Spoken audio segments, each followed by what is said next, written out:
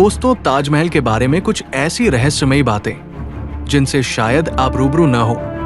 दोस्तों, मुगल बादशाह शाहजहां एक ऐसा नाम है जिसने आने वाली कई पीढ़ियों को मोहब्बत करना सिखाया, लेकिन कुछ प्रेमियों ने उन्हें मोहब्बत का मजाक उड़ाने वाला भी कहा। शाहजहां स्वयं मुसलमान थे और उनकी प्रजा हिंदू। उनकी प्रजा ने ऐसा साम्राज्य बनाया जो लगभग पूरे भारत में फैला हुआ है। आइए जानते हैं शाहजहां के ताजमहल से जुड़ी कुछ ऐसी दिलचस्प और रहस्यमयी बातें जिन्हें बहुत ही कम लोग जानते हैं। दोस्तों, मुगल बादशाह शाहजहां ने अपनी तमाम दौलत अपने उस ख्वाब के नाम कर दी थी जिसे हम ताजमहल के नाम से जानते हैं।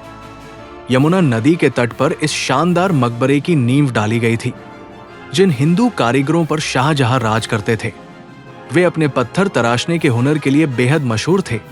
उन कारीगरों ने कभी सोचा भी नहीं होगा कि जिन पत्थरों को वे तराश रहे हैं, उन पत्थरों से निर्मित इमारत दुनिया भर के चुनिंदा अजूबों में शामिल होगी।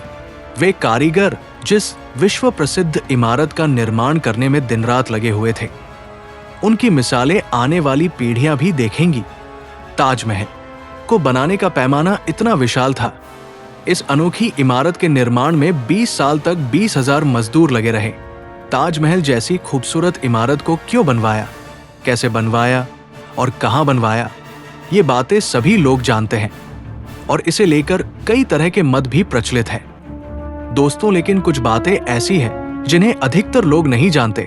हालांकि इंटरनेट के जमाने में सब कुछ जान जाना आसान है, फिर भी जो नहीं जानते उनके लिए ताजमहल के इन रहस्यमयी बातों पर नजर डालना बेहद जरूरी है, जो इस खूबसूरत इमारत की चकाचौंध में दिखाई नहीं पड़ते। दोस्तों, कहा जाता है कि जिन मजदूरों ने ताजमहल को बनाया था, शाहजहां ने उनके हाथ कटवा दिए थे। लेकिन इतिहास में वापस लौटा जाए तो ताजमहल के बाद भी कई इमारतों को बनवाने में उन लोगों ने अपना योगदान दिया जिन्होंने ताजमहल बनाया था।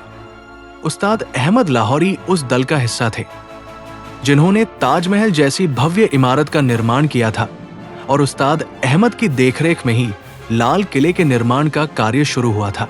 दोस्तों, यदि ताजमहल की मीनारों पर गौर किया जाए तो आप देखेंगे कि चारों मीनारें सीधी खड़ी न होकर एक दूसरे की ओर झुकी हुई हैं।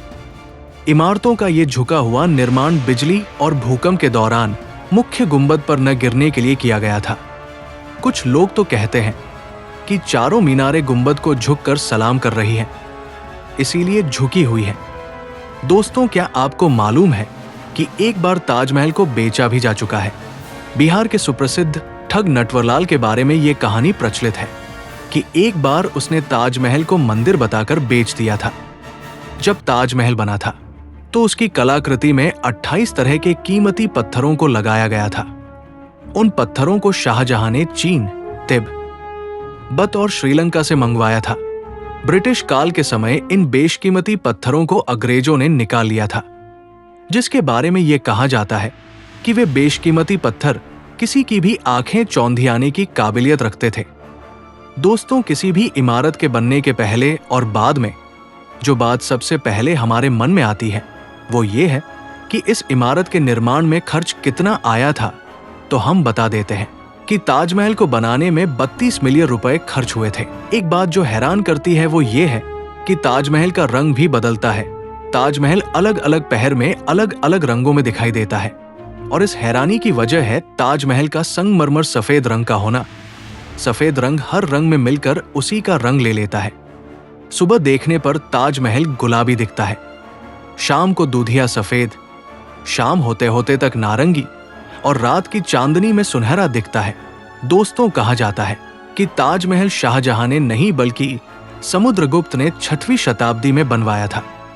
जिस जगह पर हम आज की तारीख में ताजमहल जैसी भव्य इमारत देख पा रहे हैं, वहां पहले शिव मंदिर था जिसे तेजो महालय के नाम से जाना जाता था, और उसकी छत से टपकने वाले पानी शिव जी के शिवलिंग पर बूंद बूंद करके टपकता था।